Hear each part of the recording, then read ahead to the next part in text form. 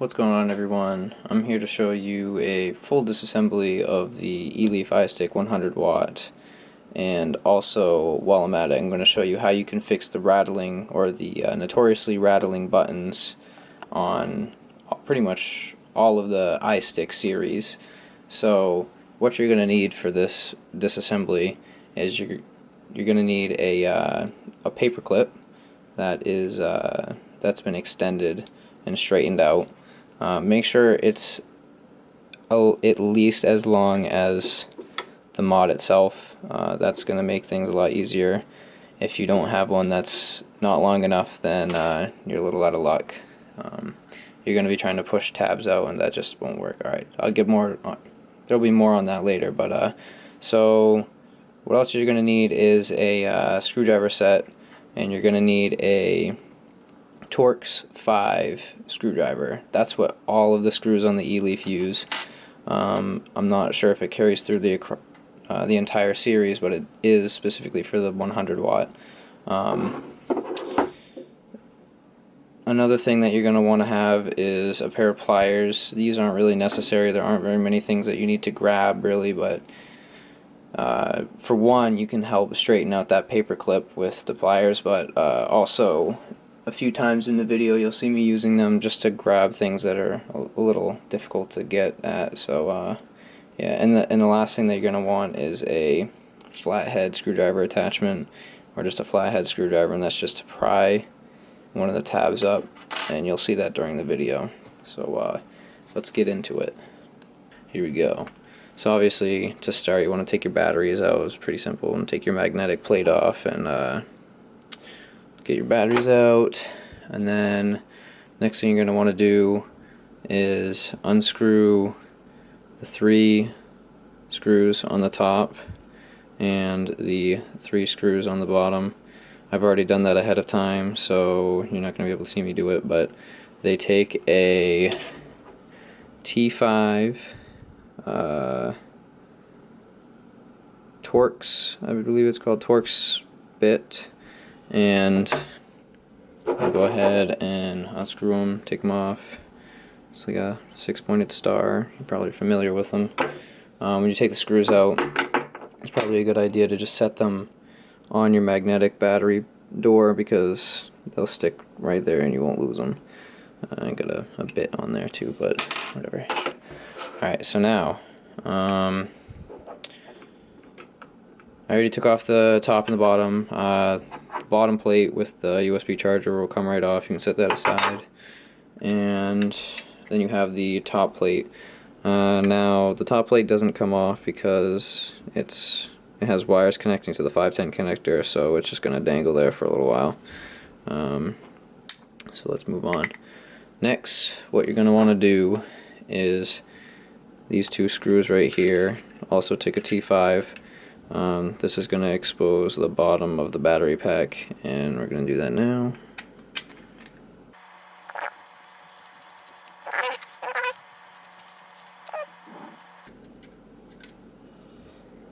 Okay. Get that off. Okay, so you got your little door off, and you'll see this brass, possibly, plate, which is essentially the 2 little nipples down here where your battery set in. So yeah, next what you're going to want to do, so you're going to want to take this plate and remove it from those plastic poles. Just kind of get it out, just like that. And go ahead and bend it back here on the wire and get it out of the way. So the board inside of this mod that houses the buttons and the display is being pushed up against the face of the enclosure itself, with a couple of tabs that sit behind it, and you need to slide those tabs out to basically like produce slack, so you can slide the whole PCB out, because that's what we're going to be trying to fix. So for this part, to get these tabs out, you're going to want some kind of tool, anything, not really anything in particular, but just something long and sturdy, and what I use in this is just a paper clip that I straightened out, and this is what I used last time and it seemed to work decently, but we'll find out if it's going to work. That's actually one step ahead of now. We're going to take the first tab out, and that one's a lot easier because all you have to do is pry it open. This little plastic tab right here is attached to the tab itself that slides behind the board, and you'll see this little post will start to rise out once we actually pull this thing apart. So I'm going to go ahead and try and pry this open like that, and that post pops up right there. So go ahead and just grab onto that post and make sure this tab is bent out of the way, because that wire will kind of mess with it a little bit when you're trying to pull it out. So slowly pulling out like that. Boom, and there it is. It's like a little rail system. Now you won't be able to see this at all, but there's another one all the way down on the other side, and that's what our paper clip is for. We're not going to try and pull it out, we have to actually push it out from the other side. So go ahead and just bend your 510 connector out of the way like so, so you have access to the top, and then go ahead and take your paper clip, and it's going to be in the same channel where that post came out in the previous step, and you're going to have to go down and just start pushing down.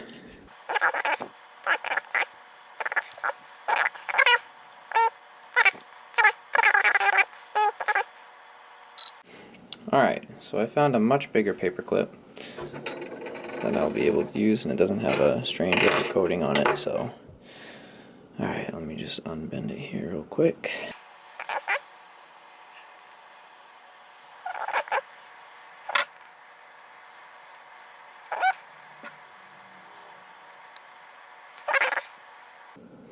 Alright, so there we go. There's our new upgraded pushy stick thing.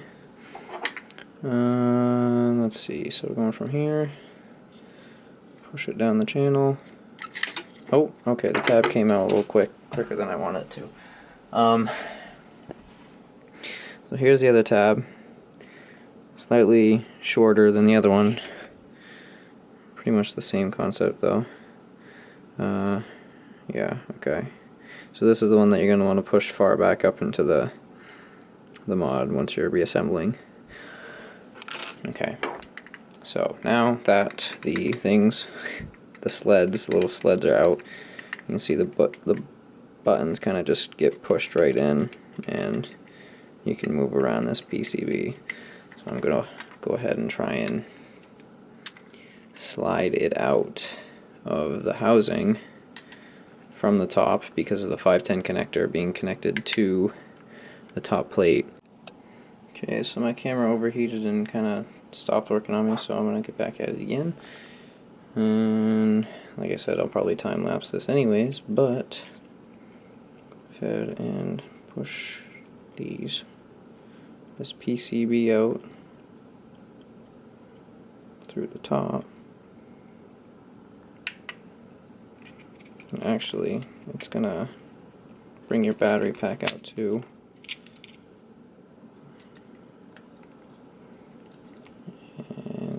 Gets caught on little things there. Got caught on the buttons. Okay. And you just slowly pull it out. What is it caught on now?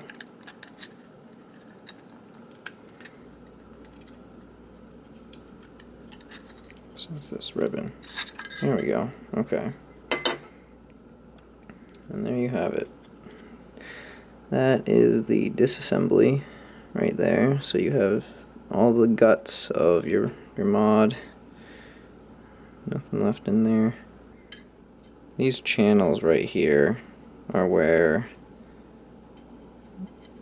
those little sleds slide behind the PCB, and what they do is they push it that away towards the face of the mod, so you can actually push the buttons without, you know, so they can actually work. Alright, now for the actual fix. So what I've done so far is underneath the buttons, the plus and minus buttons, because they're the worst. Now they're on the ground. What I've done is I've did the classic solution of similar to the 50 watt, where you just take 2 layers of electrical tape and you put them right over the buttons, and that's the basic fix.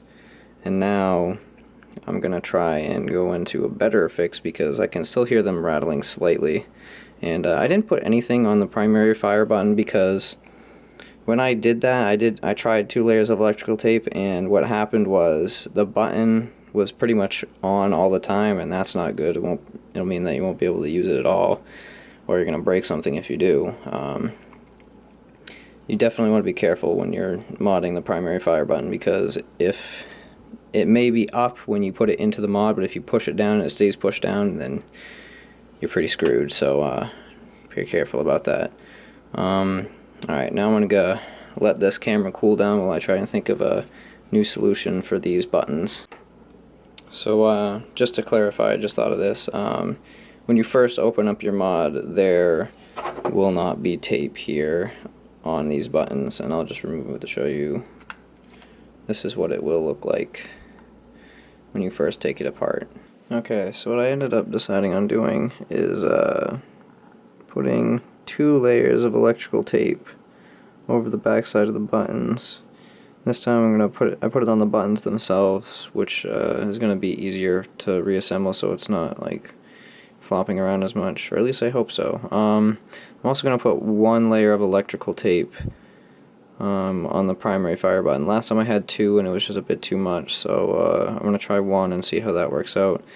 And again, last time I had 2 layers of electrical tape for the plus and minus button, and that just wasn't enough, so I went ahead and put 3 on, and we'll see how that works. I haven't put anything on the primary fire button yet. I'll get to that. I'm running out of camera battery here actually, so I'm gonna have to charge the battery before I continue with the video.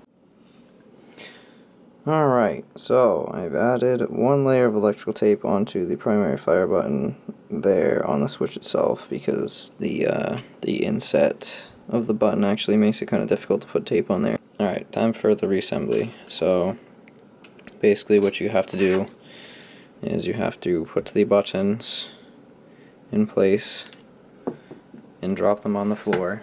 Make sure to put the positive or the plus button towards the screen.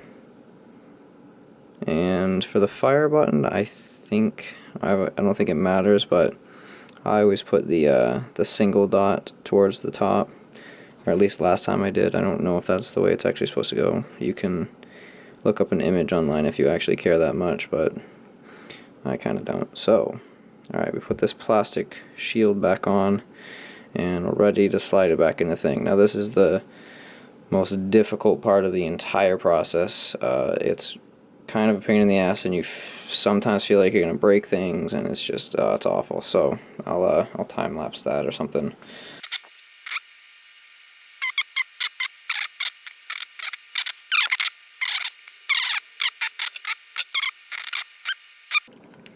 It wasn't that bad.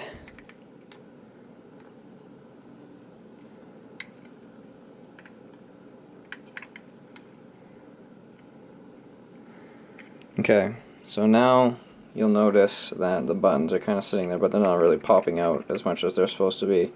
So that's what the sleds are for. So I don't know if I could do this with gravity or not, but no. Okay. So now we're going to start putting these sleds in to push it back up to where it needs to be. First sled is the smaller one. Remember, this little guy right here. You're going to want to put the bent side of the pins in first from the bottom. So just reverse of what we did before. Okay, so I'll slide it in here and then show a better view of it so you can see.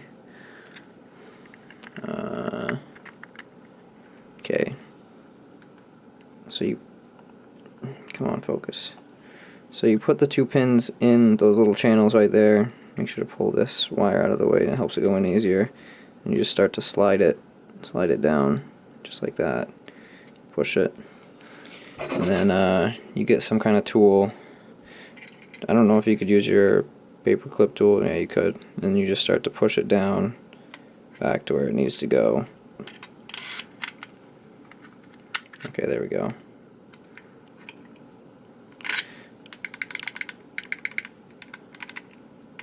And now these are going to rattle because there's nothing behind them, and that's what this second sled is for. So basically you have the first sled sitting approximately in this area right here in the channel, and that keeps the PCB on this side from moving around and flopping around. And then you have this sled here, which is going to sit about EA deep, and it's going to sit behind the PCB and keep it from moving around as well. So go ahead, same thing. Bent posts in first again, same thing. And go ahead and do that. Move your wire out of the way. Start to slide it in. Boom, right in. Put it flush. These little tabs will keep it from going in too far. And yeah, that's it. So now you have much more solid buttons. Bottom ones, so much better. You won't hear it, well, you won't hear it rattle, the buttons. It's really nice, makes it a lot better. Makes it feel a lot higher quality. And yeah, so now you gotta just reassemble the rest of the parts. Go ahead and take this, slide it back onto the posts, like so. Then we gotta put our spring-loaded little cover thingy here back on.